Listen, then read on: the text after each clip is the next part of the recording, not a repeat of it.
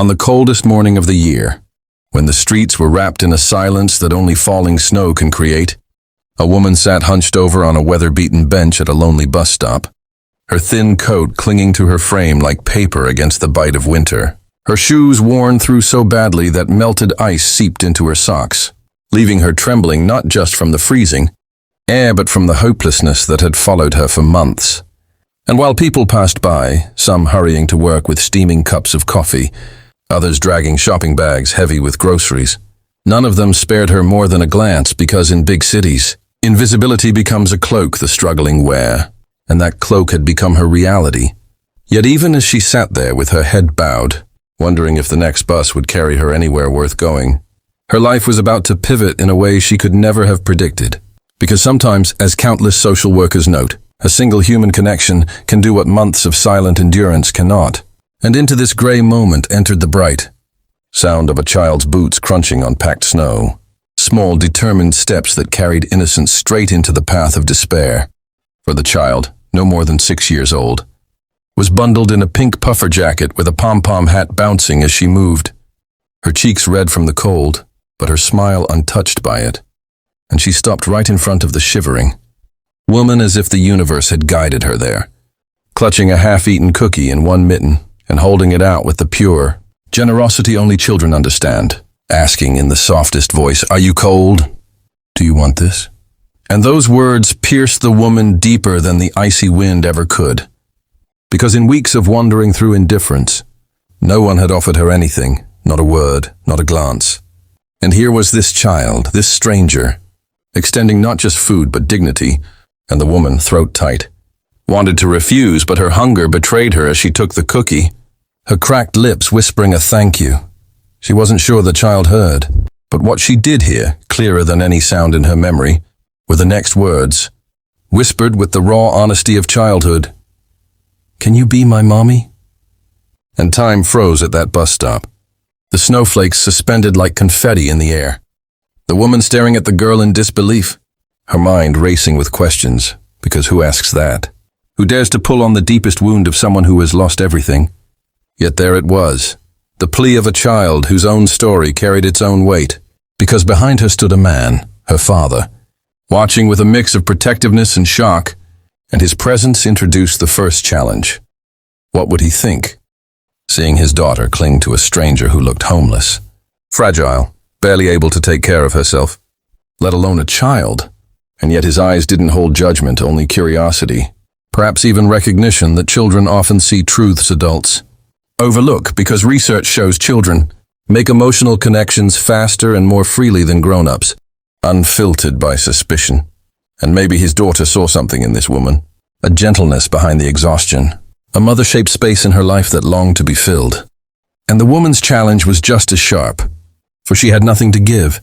No home, no safety, no future mapped out.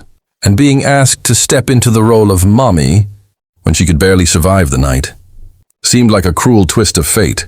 But the child's eyes, wide and hopeful, carried a weight she couldn't brush aside.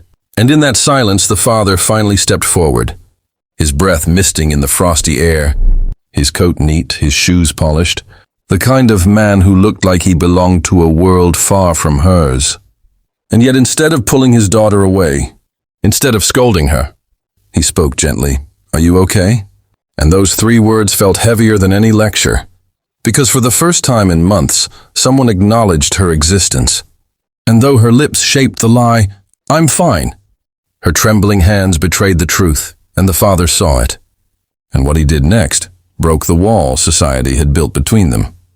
He sat down beside her on the frozen bench, an act small but radical in a culture where most people avert their eyes from suffering. And in sitting down, he told her silently, "I see you," and the child laughed, running in little circles in the snow, her pink coat a streak of color against the white. And the woman felt her first genuine smile crack through the ice of her face. And slowly words came, first about the weather, the late buses, the noise of the city. Then deeper confessions spilled out. The job she had lost, when the company cut staff, the small apartment she had been evicted from, the friends who stopped answering her calls, the spiral that turned weeks into months, until she had nothing left but the clothes on her back and the will to survive. One more day, and the father listened without interruption, nodding, eyes steady. The way someone listens who understands that stories like these are not failures of character, but failures of systems. Because statistics show that nearly 600 all people in the United States face homelessness on any given night. Many of them women, many with stories just like hers. And as she spoke, he didn't flinch, didn't pity, he just listened. And that alone stitched together a thread of dignity. She thought she'd lost forever. And then, just as she was beginning to believe this fragile bubble of connection might vanish, with the arrival of the next bus, the bus did come, rumbling through the slush, headlights piercing the gray, and she stood, bracing herself to leave, to return to invisibility. But before she could step away, the child grabbed her sleeve and whispered again, this time with tears brimming in her little eyes. "Don't go, please be my mommy." And that plea cracked her wide open, tears streaming down her own cheeks, because in that moment she wasn't just a stranger. She was someone seen as worthy, someone needed, and the father, instead of pulling his daughter away, did something unexpected. He said, "Come with us, at least for a meal. You look like you need it." And those words, that invitation, were like a key sliding into a lock that had rusted shut, opening a door she thought was gone forever.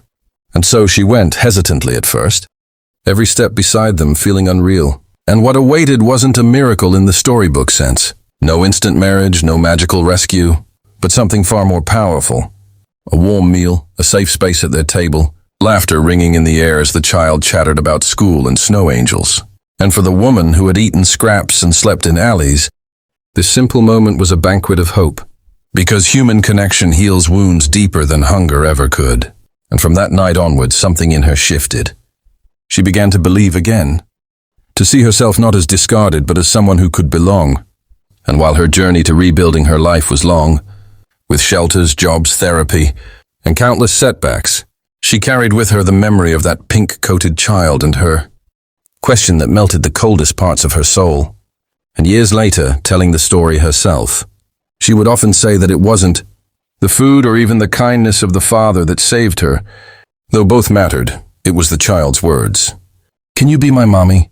Because in that question lay trust, innocence, and belief that she could still be someone's whole world.